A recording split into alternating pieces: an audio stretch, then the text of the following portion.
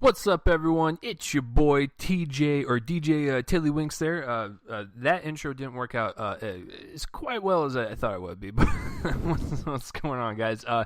Welcome to another episode of Real Me and a movie podcast where you didn't really ask for it, but hey, I'm gonna give it to you anyways. This is a podcast where I talk about anything, everything, and anything about movies. I'm your host Chase Lee, and not DJ Tiddlywinks. And welcome if you're new to the show. What I do on this show is I will talk about some movie news, some trailers that dropped, and have my reviews of movies that come out on Friday, and then the box office results for the weekend. And hey, listen, if you were searching on the interwebs to find a Super Bowl recipe that you wanted to impress your grandma with or something, and you accidentally came across my podcast, and you're not a movie fan, well, hopefully I can convince you to be one.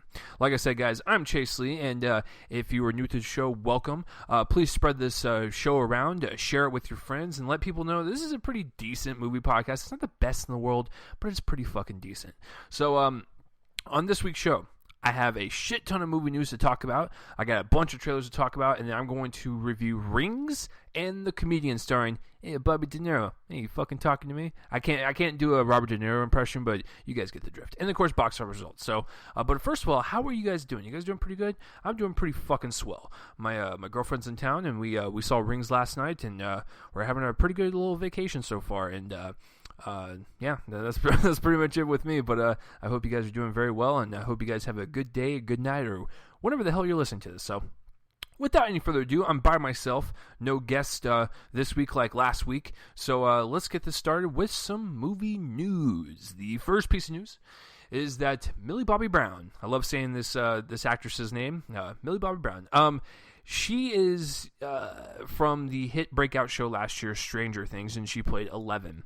And I really enjoyed her performance. I enjoyed all the kids' performances, and most of the kids that are in that movie are going to be in the new It movie, which is pretty fucking awesome because I'm looking forward to it. But Millie Bobby Brown, she is being tapped to play a role in Godzilla 2, King of Monsters. Now, when I first heard this, I thought to myself, goddamn, someone's agent is like working like super fucking fast. And so with this casting, this is really great news because I'm glad that these kids from this show are getting recognized and actually being offered all these kind of big blockbuster roles, because let's face it, most kid actors suck, and if they're really good as a kid, they grow up to be douchebags or they grow up to be burnouts. And so it looks like the group in Stranger Things is going to have very long careers and whatnot, especially with season 2 coming out, and everyone's looking forward to that, me especially.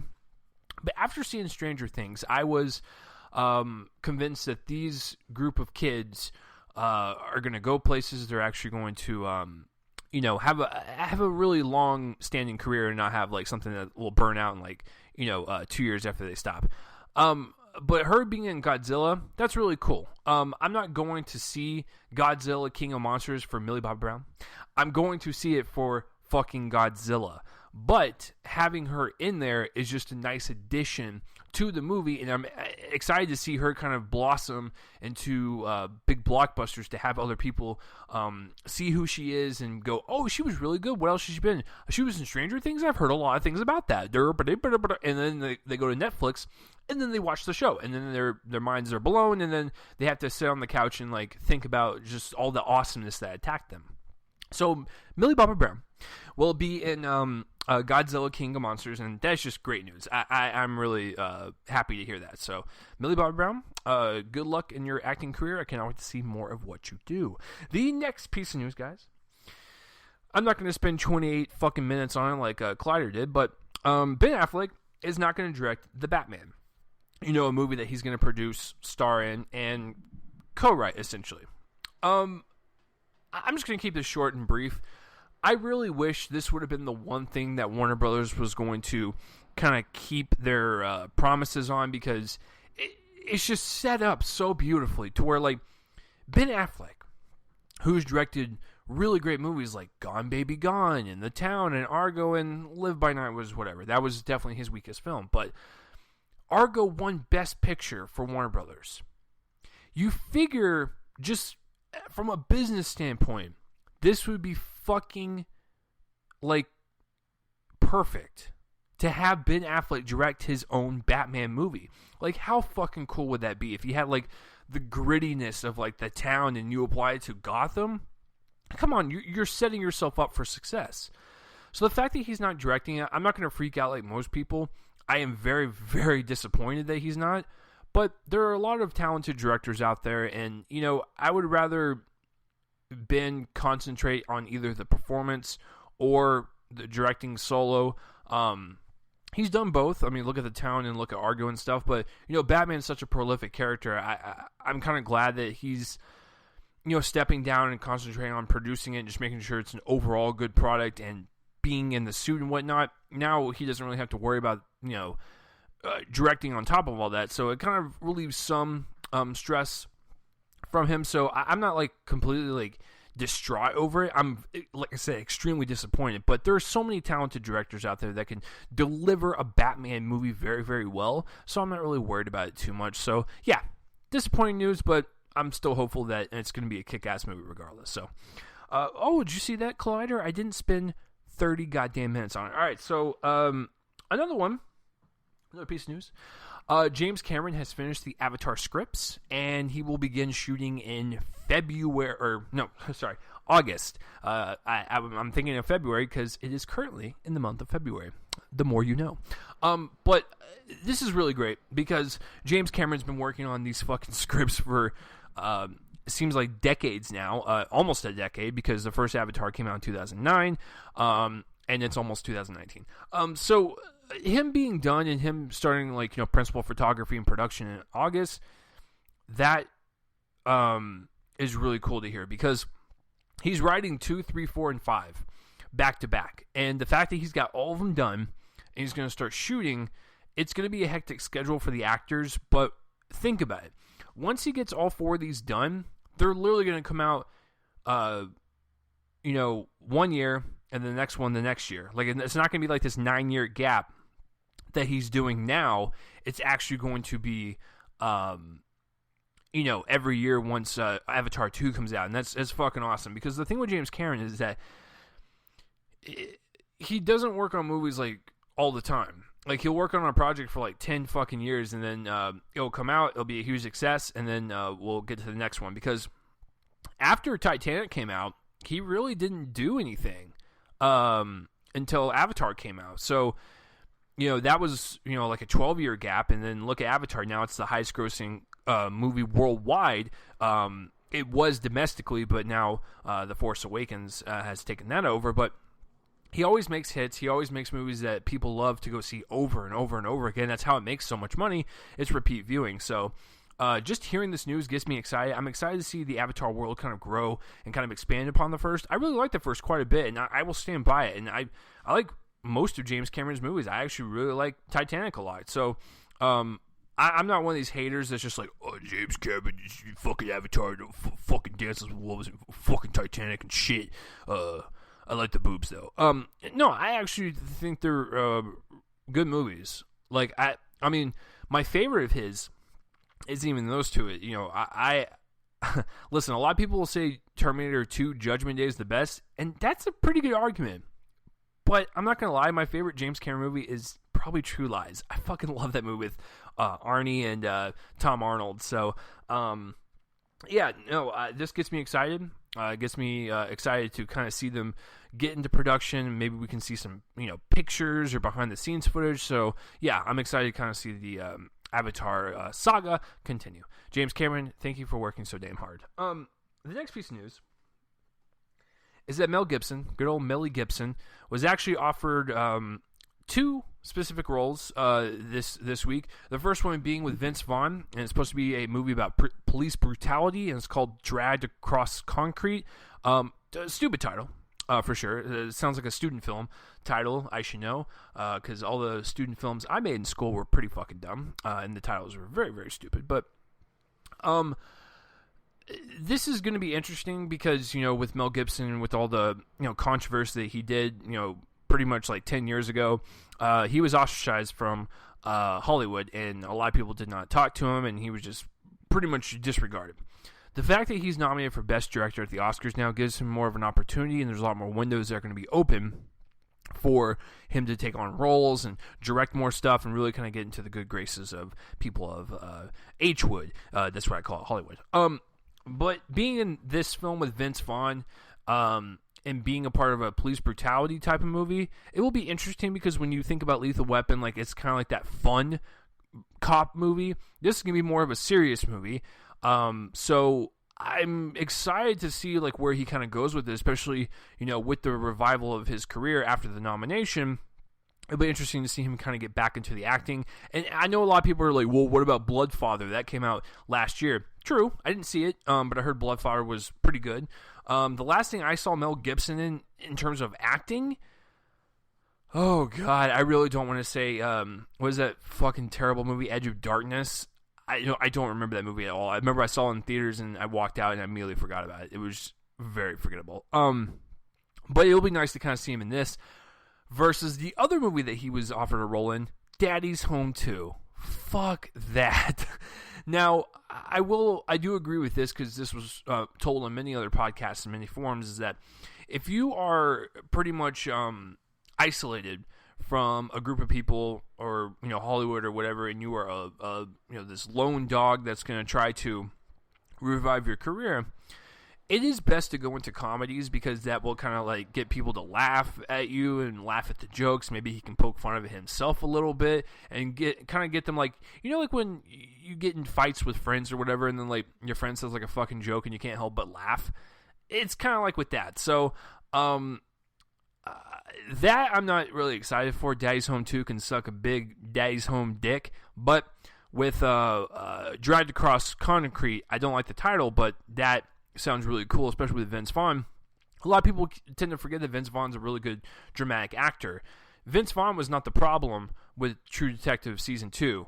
The writing was a problem, but that showcases that he can play these kind of subtle, badass roles and be really good in dramas. So I know that he's good in dramas. I know he's a good actor in general. So him bouncing off Mel Gibson, that's interesting. I'm curious. So there you go. Mel Gibson was offered 2 roles. I like one of them. The other one can go die. The next piece of news is Leonardo DiCaprio, my favorite DiCaprio. He's going to produce and star in a mafia thriller called The Black Hand. I'm going to keep this short and sweet. Fuck yes. There's really nothing more to say. When you think about what Leonardo DiCaprio has done with Martin Scorsese in terms of like The Departed, or, you know, submerging in these roles like The Revenant, or, you know, being in The Wolf of Wall Street, you know that he's going to commit. You know that he's done this type of genre before. So this sounds like a perfect combination. I am still fucking waiting for when him and Scorsese do The Devil in the White City, which is it's based on a book that chronicles the first ever like mass serial killer in human history. So I want them to do that. But the fact that he's just doing other projects in general, fucking awesome. It's in his wheelhouse, and you know he's going to commit. So there you go. But Scorsese, I know you're not listening, but I'm fucking waiting for The Devil in the White City. Let's get on that, sir. Of course, after you finish The Irishman. The next piece of news, and I believe it's the last piece of news, there was a couple of posters that were released, and one of which is Kong Skull Island, and the other one was Power Rangers. Let's start with the Kong Skull Island first. It's the IMAX poster, and it pretty much is an homage to Apocalypse Now. It's kind of got like the very runny watercolor-looking type of paint feel to it. It looks like an old-school poster. Kong is, got his big-ass head in the background. You got a helicopter going towards it, and it looks like Apocalypse Now. It's a pretty cool poster. I'm not going to lie. I think this is definitely one of those ones that I would love to just slap in, a theater to, like, get people talking and revving about it, or even hanging up in my room. It's a good-looking poster for sure, and I think it really kind of captures the tone, that they're going for in the movie. The Power Rangers one, as someone that grew up in the 90s and someone that grew up with this franchise, the poster is fine. It's a little too busy. There's a lot of stuff going on, and I don't think a lot of people understand, like, what the Power Rangers do, or, like, the fucking animal robots that they get themselves into to, all come together and make one giant robot. I don't think people get that, because Power Rangers hasn't really been the zeitgeist of Hollywood for a very long time, so it's a bit confusing poster, a little too busy, but it is pretty cool to kind of see them on the poster. And you bet your ass I'm going to go see the movie. I saw the Power Rangers movie that came out in 96 or 97. I don't think I saw in theaters. I don't know. My parents might have taken me to it, but I remember watching it on VHS like over and over again. I was just, I was a fan of the Power Rangers, and then I grew into, like Pokemon and stuff. So, it's part of my childhood. I'll give it a shot. And the trailers have actually been a lot of fun, so I'm looking forward to it. So, what about you guys? What is your favorite piece of news that dropped this week? Comment in that place that's right below my face and let me know. So, let's talk about some movie trailers, guys. There was a lot that came out. So, let's start with some of the Super Bowl spots. And you guys were probably wondering, wait a minute, I thought you said last week this episode would be dedicated to Super Bowl spots. Yeah, but then I thought about it, and none of the spots really intrigued me, and none of it looked really new. It looked like the same old shit we've seen, so it didn't look like new trailers at all, and I'll get to that in just a second. So it was kind of pointless to just talk about Super Bowl trailers, so yeah, I'm going to talk about some of them that dropped now. One of them that dropped is the Life trailer, and this one stars Jake Gyllenhaal, Ryan Reynolds, Rebecca Ferguson, and this is the space station movie where they find this thing and it starts, fucking up people's lives and their days and whatnot. So I thought the spot was cool. They also released a second trailer, which was the same fucking trailer as the first one, so I don't understand that, but I think they released the second trailer because it has the date change, because this movie was supposed to come out Memorial Day weekend, but now it's coming out March 24th, so it comes out a couple months early.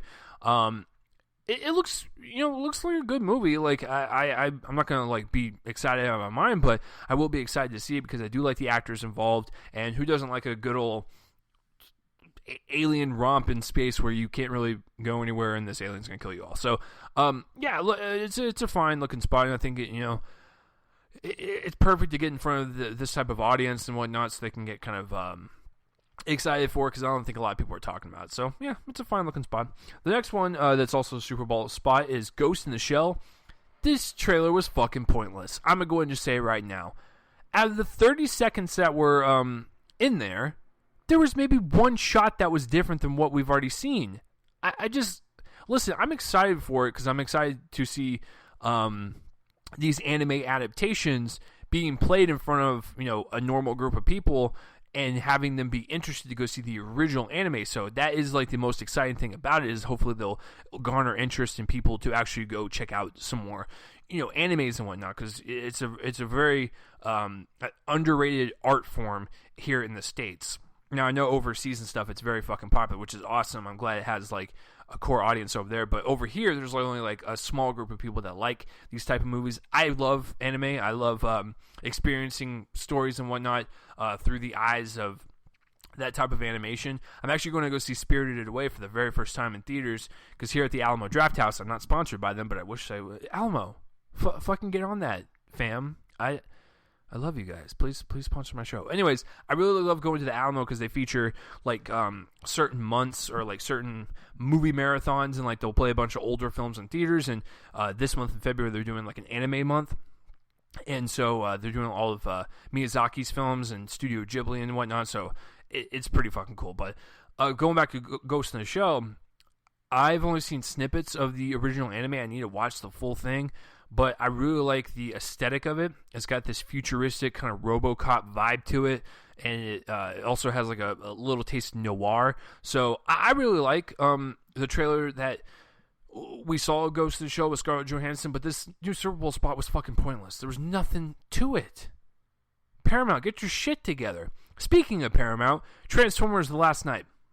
Once again, just a couple new shots. All this stuff is kind of repackaged, or it's just a different angle of the same shot of the original trailer. So I'm not looking forward to Transformers 5, but this trailer it's whatever. Like I really don't care at this point.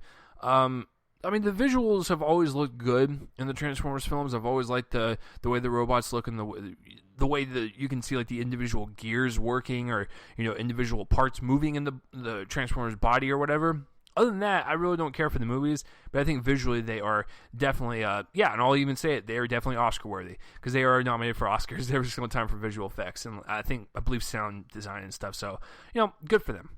I'm glad they worked their ass off. The next trailer is Girls Trip. This is a R-rated raunchy road trip romp from Will Packer, who is notorious for developing, all these kind of low budget movies. Like, I believe he did like No Good Deed, Think Like a Man, Best Man's Holiday, like all those types of like low budget movies that always come out like in March or like April. He always finds a way to sneak in another one. This one is basically just a road trip raunchy movie. That's all it is. Just a bunch. Queen Latifah, Jada Pinkett Smith, Regina Hall. Who's the other one? I forgot the fourth woman. But I think all these women are talented. And the trailer just didn't really do anything for me. But it's definitely going to be a weird step into the raunchy direction, considering the fact that most of the films I just listed are PG-13. They're kind of more subdued. But this is going to be more of like a raunch factor. So, sure. The next one is Personal Shopper, and this one stars Kristen Stewart, and she was actually on SNL last night, and she name-dropped this movie. This trailer is great. And now, I remember this trailer dropped like a while back, and I really enjoyed it as well. Essentially, Kristen Stewart is this personal shopper for this celebrity. She buys her clothes and whatnot and makes her look good. And then she goes back to her hometown, I believe, and she goes into her childhood home, and because her brother has passed on, and she starts hearing like her brother, and like it's kind of like, it's almost like a very weird like ghost movie, but you wouldn't even think of it just by hearing the description of the movie and watching the trailer. I think it's got a shit ton of ambiance. I really like the kind of overall tone of it. It looks like Kristen Stewart's gonna once again deliver, because she's been winning all these like crazy awards from like Cannes and a bunch of other film festivals, and they're actually saying like she's the best like actress out of all the films that premiere at those festivals and whatnot. And I believe this film got Best Director at Cannes from last year, so I'm looking forward to it. It looks like a very different movie, very unique. I love when Kristen Stewart does these smaller films, because I think she's very good. She's a very good actress, everyone. Like, you can put Twilight aside. Her and Robert Pattinson are actually good actors. Taylor Lautner's selling tacos at the end of the street because he's terrible. But the other two, they're pretty good because they, have made some right choices to kind of course correct their career. But can you blame them, though? Fuck, if I was in Twilight and I was being offered $10 million a movie, especially when they were getting to the last two, I'd fucking take it. Are you serious? So, yeah, Personal Shopper looks eerie, looks very, very unique, like I said, and I love just kind of like that dark, creepy ambiance. So, yeah, I'm totally down for this trailer. The next one is Fist Fight. Now, I already talked about Fist Fight a while back, but they released the Red Band trailer to kind of really showcase and flaunt that R rating. Didn't do anything for me. You guys know that comedy is my favorite genre, but I just thought that all the jokes were flat. I feel like I've heard them before. Nothing was really new, and it just seemed like they were saying the F word to just say the F word, and it wasn't really put into a sentence that would make me laugh. There was a couple lines that made me kind of chuckle, but I wasn't like, dying laughing or anything. And listen, I love Tracy Morgan. I love Ice Cube, and I love Charlie Day. And Charlie Day, if you guys have not been watching It's Always Sunny in Philadelphia, it's one of the best comedies ever made. That is not hyperbole, that is fact. So, but yeah, I love Charlie Day, and I love Ice Cube and his like, straight-edged like calmness of 21 and 22 Jump Street, but still being like super raunchy and stuff. I love his performance in that.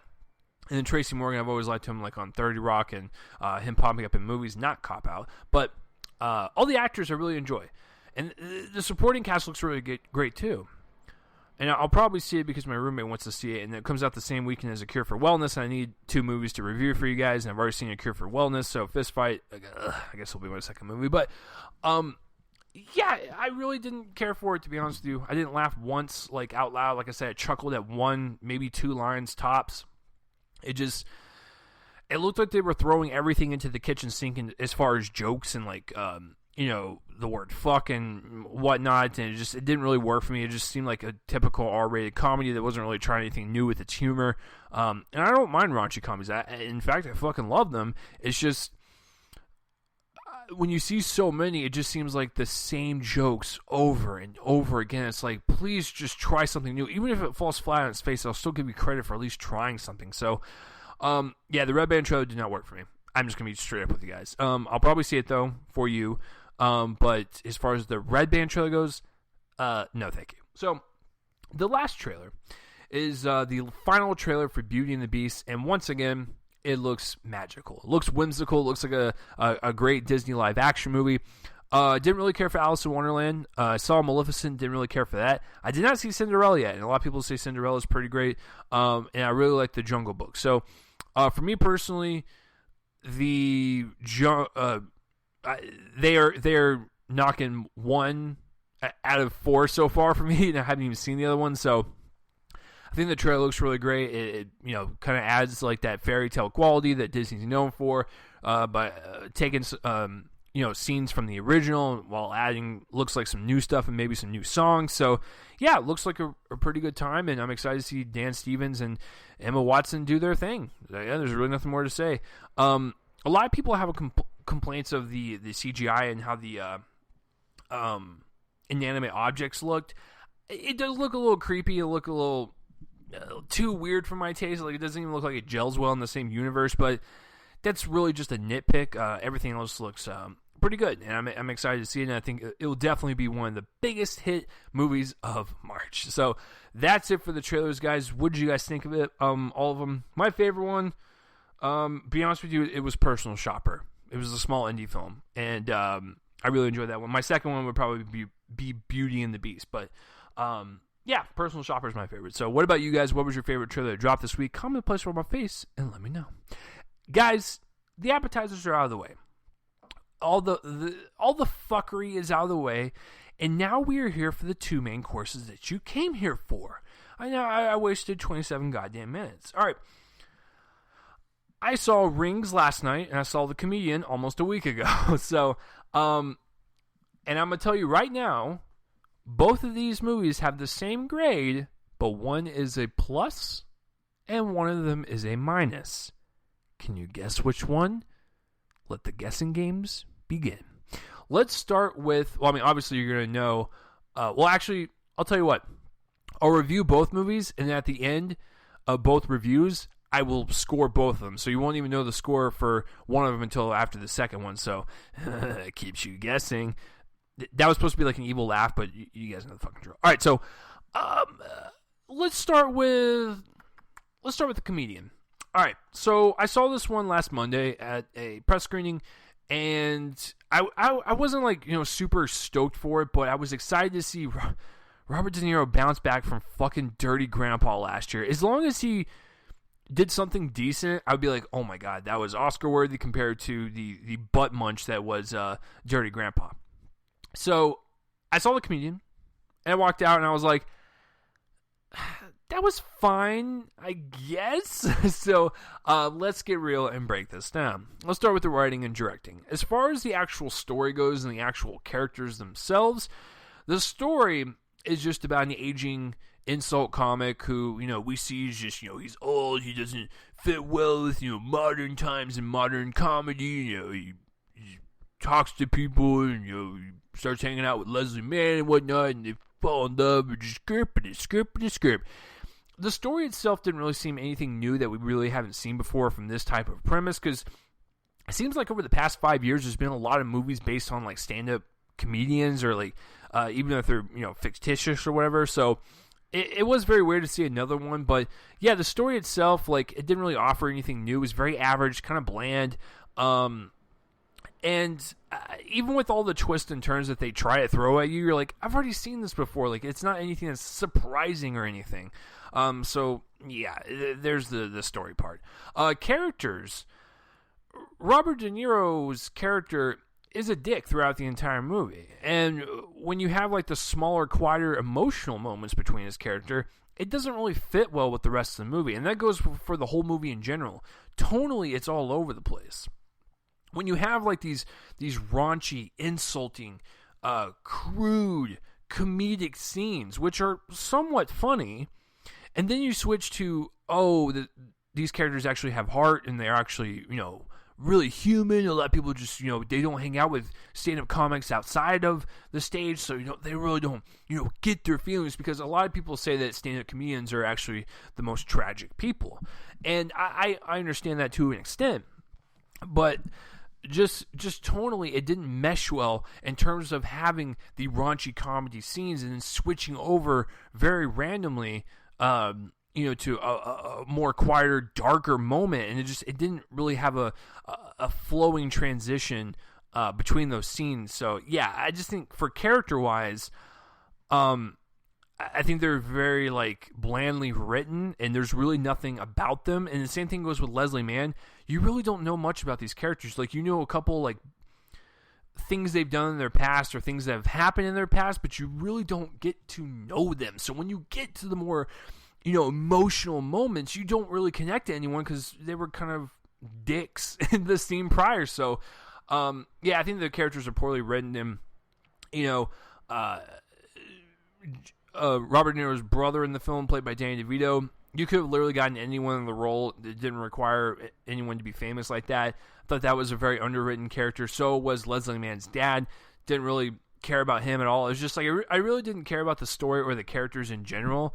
And that's just, that is an issue for me. I didn't really connect to anyone emotionally or anything. So when, some of the heavier stuff would happen, I was like, okay, I'm watching like decent performances, but I'm not really watching anything that's compelling. You know what I'm saying? So, directing wise, once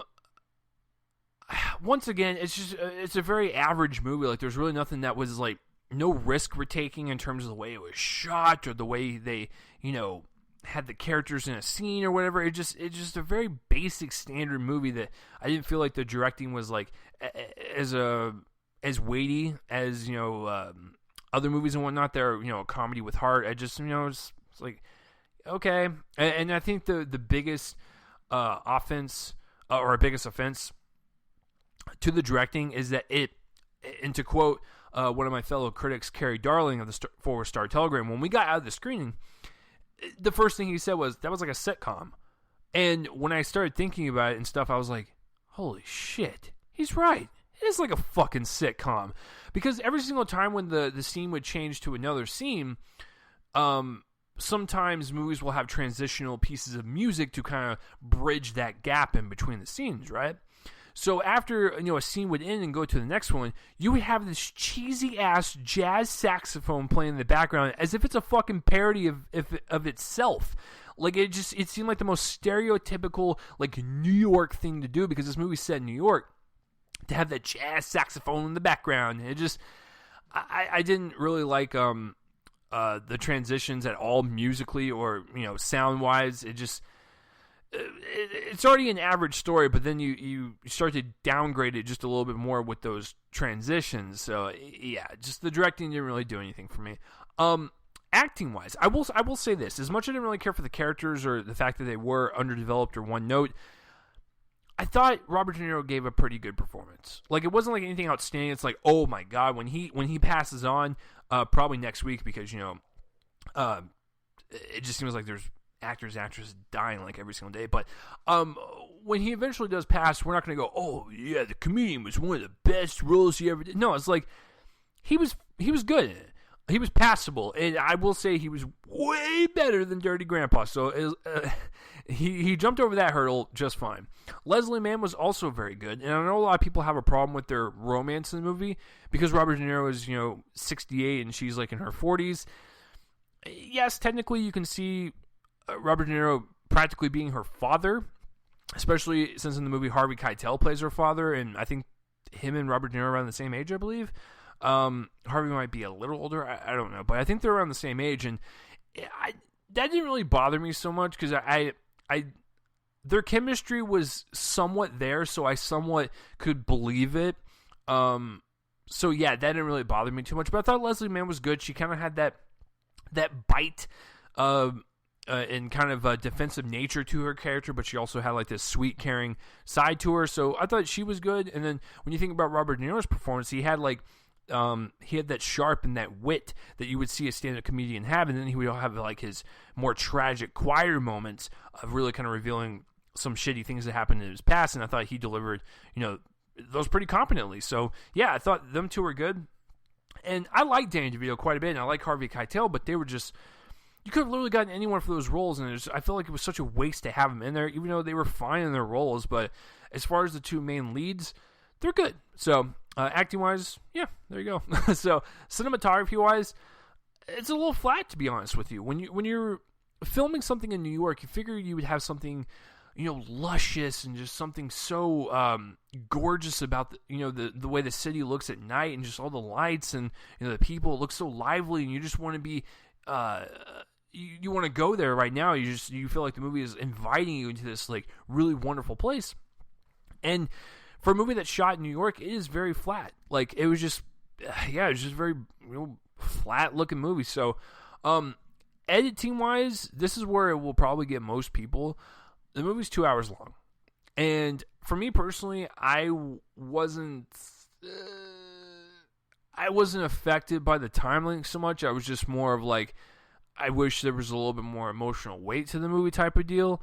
But all the critics around me thought it was way too long for what it should have been, and there was a lot of scenes that didn't really add any context to the movie, and it just felt so random. And when you see shifts like that in the story, the movie feels longer than it should. And so I didn't find a problem with the editing overall, but I know some people that will go see this movie might have a problem with it because it is 2 hours long, and when this feels like a very weird parody of itself sitcom, it could seem way longer than it should, especially when it's trying to be serious. So that's my review of The Comedian, but I'm not going to give the score yet.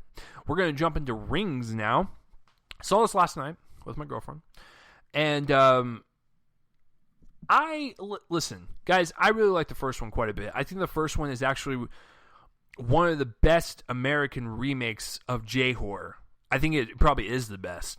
I actually prefer the American version of The Ring versus Ringu, which is the original Japanese version. I've actually seen the Japanese version. I actually don't really care for it. And then I'm the exact opposite on The Grudge. I think the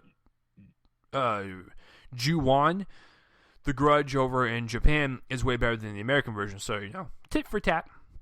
But I really love the first one. What Gore Verbinski did and making it so visually palpable, and it just strikes fear into you just with the color correction, the way the cinematography looks. It looks like this dark, fucked up,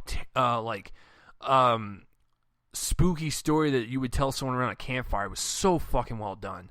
The second one sucked.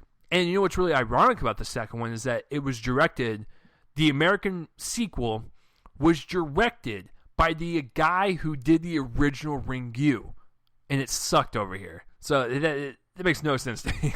But I was looking forward to Rings. I'm excited to see kind of where they take this movie. And I will say this. It's in the middle. Like, I would have actually preferred this to have been the sequel versus Ring 2. I think it's better than the Ring 2, but it's still not as good as the first one. So let's get real and break this down. And just real quick, my girlfriend actually really, really dug it. So, yeah, it wasn't actually a bad experience. And when considering the fact that I just saw Bye Bye Man, and that sucked the biggest amount of testicles, this was a huge surprise compared to that. But it's still not perfect. So let's get real and break down Rings. So we'll start with the writing and directing. The actual story and characters themselves, story-wise, believe it or not, it's like the first one. It's literally built like the first movie, where, Naomi Watts in the first one, she discovers the tape, she watches it, and she wants to try to figure out the mystery behind this video and the images that plague the video, and she just got to figure it out in 7 days, and you figure out Samara's past and all that stuff, and it leads to this conclusion of her finding the well under, beneath a cabin wood floor. Guys, this movie's been out for 15 years, so if you haven't seen it, what are you doing? But I won't spoil the new one. But anyways, this one's kind of like that, where you have a main character, discovers the tape, and wants to try to figure out the mystery within 7 days. And that's all I'll say. So the story itself is literally a replica of the first, and it's decently done. Some of the characters are dopey. I mean, that's just the way it goes with some of these horror films. But the main character and the main character's boyfriend, I thought they were fun to watch, and I thought she was intriguing, with her performance and, just her trying to figure out this mystery and whatnot. I thought that her character was really cool. I thought Vincent D'Onofrio's character was a cool addition to the story and the mythos of this tape and whatnot. Johnny Galecki's character, the professor, thought his character was pretty cool, and I thought like what he did with within the story and whatnot was kind of dope. Some of the things don't really make any sense with some of his things, but the way his character's introduced and how it ties in everything, I thought that was pretty cool. So character wise, it's not bad. I thought most of the main leads or whatever were definitely more tolerable than like say the Bye Bye Man or whatever, Resident Evil. Fuck that movie. But as far as story goes, like I said, it's a replica of the first, and there's a few things that don't really make any sense, and there's a few things that just kind of happen for the sake of happening, or happen for the sake of a jump scare, or doesn't really feel like it ties into anything. It was just kind of there and to progress the story, and doesn't really have any actual weight to the overall story. And there's a couple things that don't make any sense to me. In terms of, like Johnny Galecki's character, the professor. But like I said, I'm not going to spoil anything. I'm going to try to tiptoe around it. So some of the things don't really make any sense. And I will say, the ending of the movie, not going to lie, I thought it was a decent little ending. And to be quite frank with you, I wouldn't mind seeing like where this movie goes, like in the future and whatnot. So I'm actually okay with the ending. And I do like the mythos of what this main character kind of uncovers about the tape and whatnot, and just kind of adding more layers to the mythology, because I do like the first one. I do like Samara's like kind of background and history, and this one kind of dives into more background and history, and so I really kind of dug it on that aspect. So the story itself is pretty decent. It's got some interesting twists and turns to it. It's got some great mythos to it. But there's a couple of dumb things that happen. There's a couple of characters that are just dopey. And getting to some of the dialogue of the actual film, for the most part, it's not bad. But there are a few lines that made my eyes roll. I was like, oh my God. That was even with the greatness of these actors that, did a pretty decent job. Some of these lines that they uttered were just fucking horrendous. I was like, ugh, did anyone like read this out loud? So some of the dialogue is pretty dumb, but for the most part, it's not a badly written movie. As far as the directing goes, the reason why I like the first one is because of Gore Verbinski, because of the visual flair that he brought to that movie. Like when you watch the original Ringu, it has a distinct like J-horror look to it. But when you watch the American version, the colors are muted, the greens pop out more, the imagery is more disturbing. Like there was such like a visceral rawness to it, and that's what I really appreciate about it. And it's actually one of the creepiest PG-13 horror movies that I've ever seen. That movie still gives me nightmares to this very fucking day. The second one does not, because it makes me laugh. But and I think that's what was missing in the directing of Rings, was the fact that the director didn't really try anything new. And to be quite frank with you, Samara was barely even in it, so there wasn't really that many like disturbing imagery as much as the first one, and it just seemed like a very like safe movie. There was a couple things that were tried within it in terms of like scares and death scenes and cinematography wise that were pretty interesting ideas, but I think for the most part, when you compare it to the first one just has like that visual style to it, and I love the way the color palette looks, and the cinematography is just so rich and beautiful. The directing this isn't bad, it's just more of like, oh, okay, like he was trying some certain things and whatnot, and there was a couple shots that were really fucking cool, and I was like, that was really awesome, and really kind of immerse you into the experience and really kind of get the best scares and the best terror out of you. So I think the overall direction isn't bad. I just think that it's lacking on genuine disturbing imagery and lacking on creepy scares. It's lacking on a distinct style to stand out. It was very average and very basic compared to the first one. Now the second one just takes the first one and flushes it down the toilet. At least this third one was making an effort to be standing out from the second one. So I do appreciate that. It just doesn't have that exact punch that you would want from a Ring film like the first one did. Going into the acting, I actually really like the acting. It's like I said, everyone delivers pretty good performances. I am not the biggest fan of The Big Bang Theory, but I've always been curious to see everyone kind of step outside of that show and do their own thing. Like, I like when Jim Parsons does, like animated work, or when he's in movies like Hidden Figures. He's a nice little sprinkling addition, if you will. With Johnny Galecki, I thought he was really cool as a professor. He did a good job. Wow, that was really disgusting. He does a pretty good job in his role, and I thought he added a certain amount of weight to it, that is better than like just hiring like a 2-bit actor on the street. You know what I'm saying? So at least like they got some talent to be in there, and I think that's what I was trying to say. They got talent in there to actually kind of elevate this material to as best as they could. So when you have Johnny Galecki in there, he does a pretty good job. The main chick, she was really good. I really enjoyed her. I enjoyed kind of this fierce nature that she had about her. She was very determined to do what she was going to do. She wanted to figure out this fucking mystery as fast as possible. I really liked her performance quite a bit, and she kicked a lot of fucking ass. As far as everyone else, it's questionable at best. Now, the boyfriend of the main character, I thought he was okay. Like, he wasn't his best. He wasn't as good as like Johnny Galecki or the main chick, but he was serviceable. All the other actors, I gotta be honest, were not pretty bad. They were just like kind of bad compared to like the other three that were actually trying. Like, some of the lines of dialogue they uttered just made it even worse. Vincent D'Onofrio plays the blind priest. He's only in the movie for a little bit, but I thought he wasn't as terrifying or as creepy as I wanted him to be. But I mean, he was okay. I think getting him in the role just, like I said, just kind of adds the extra oomph that you would want from these performances. Because I know that these are not supposed to be Oscar-winning movies, but you want to try to get the best actors as you can to get the best performance you can out of this fucking material. Because let's face it, folks, it's about people that watch videotapes and die in 7 days.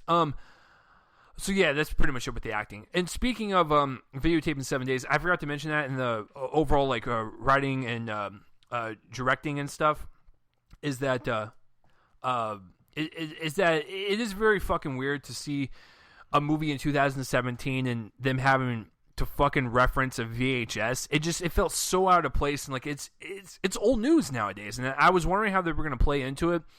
What they did to play into the actual tape was fine. I didn't mind that, but the opening scene was pointless. They could have literally just had it be any other opening scene, which is the plane sequence. It's online. It's the first 3 minutes. Luckily, it's just over with. Like, that opening sequence, it was pointless. It did not need to be fucking there, and it could have literally been any other sequence. So, yeah, I forgot to mention that in the writing and stuff. It's just VHS, guys.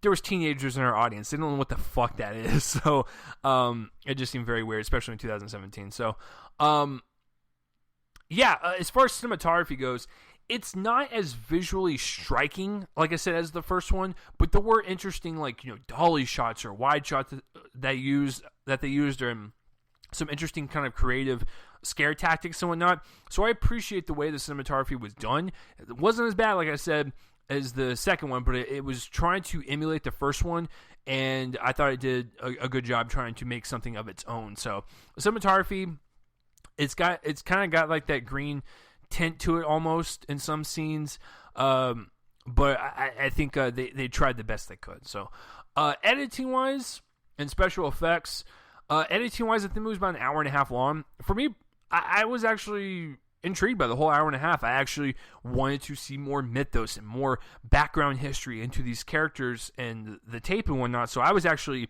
intrigued from start to finish, and I was drinking a shit ton of alcohol. So I was actually kind of drunk, but I was like so engaged with it. I was like, yeah, this is kind of cool, actually. I enjoy it. So special effects, the girl that plays Samara, which she's not even in the movie that much, she's good. I really like the way she contorts her body and stuff, and you make that practical and whatnot. As far as the CG elements of it, weren't terrible.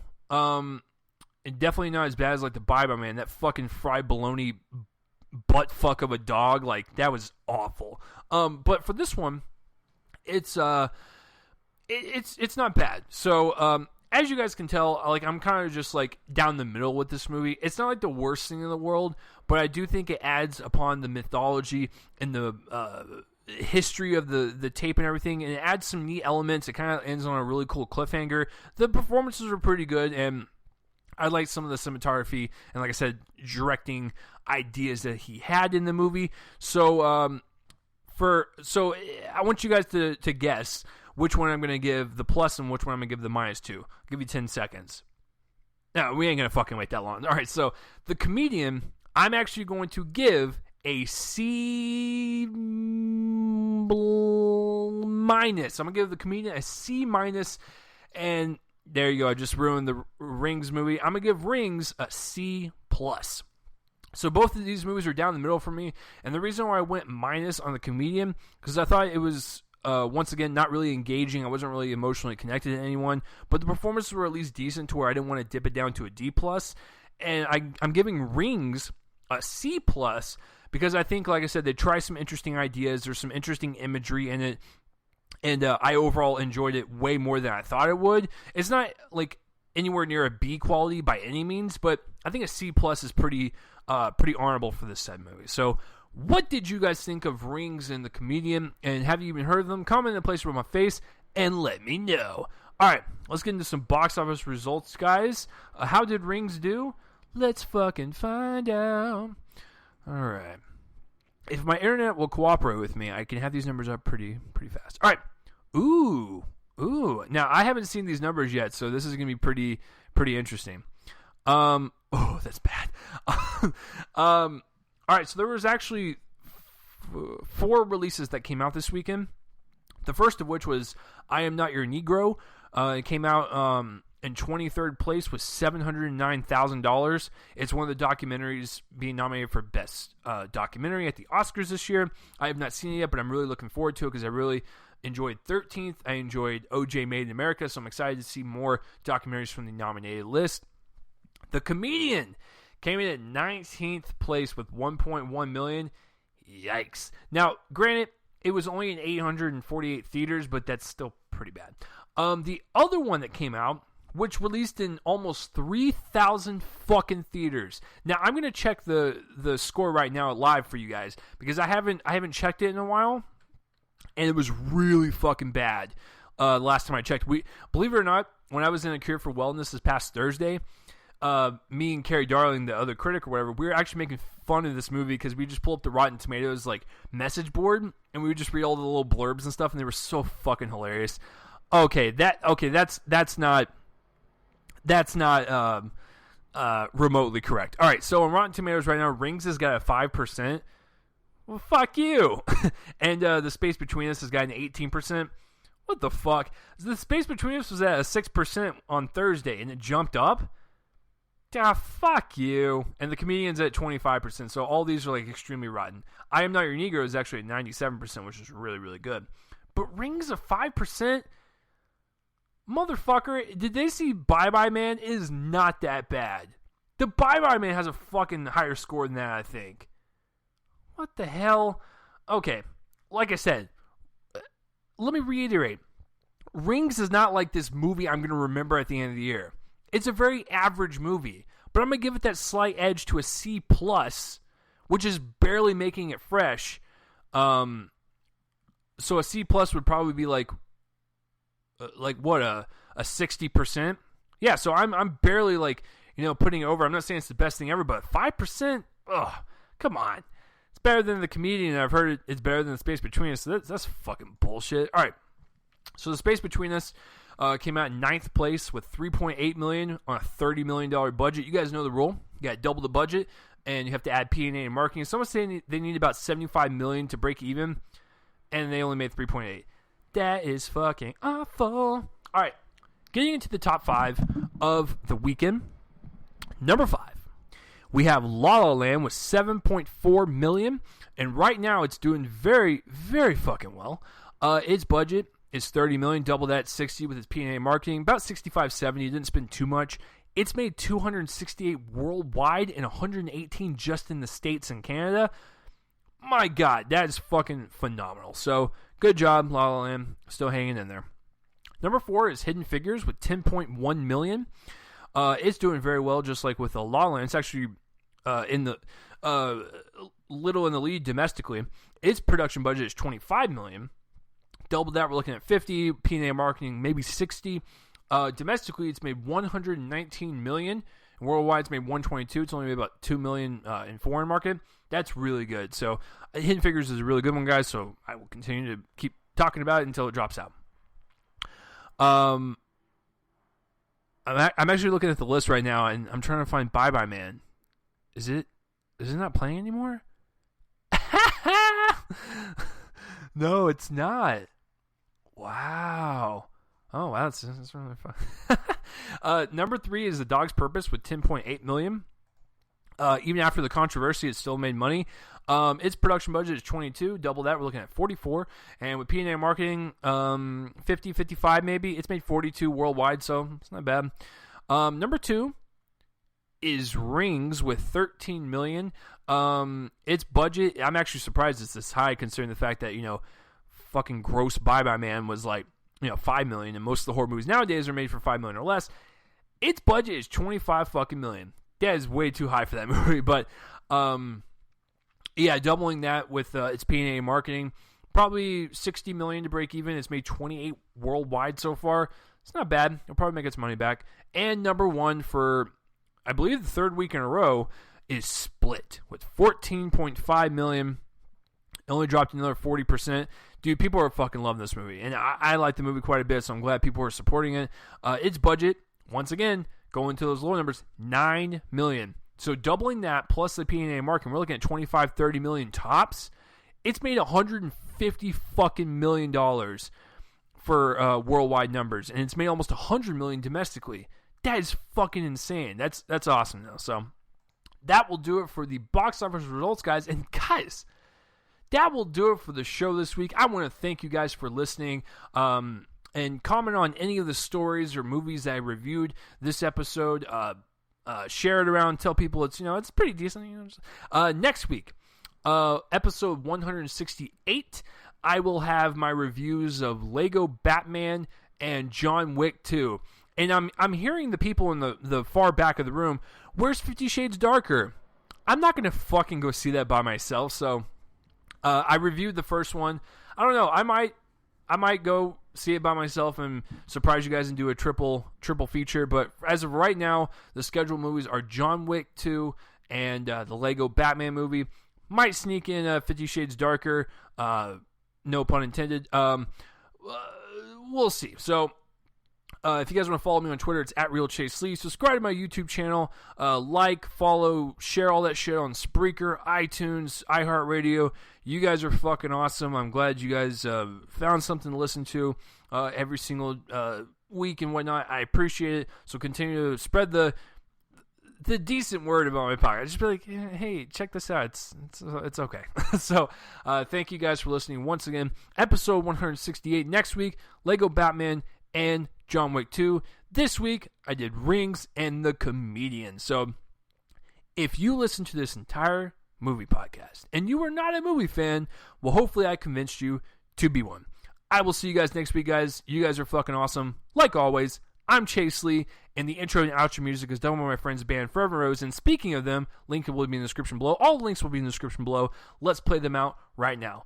Bye-bye.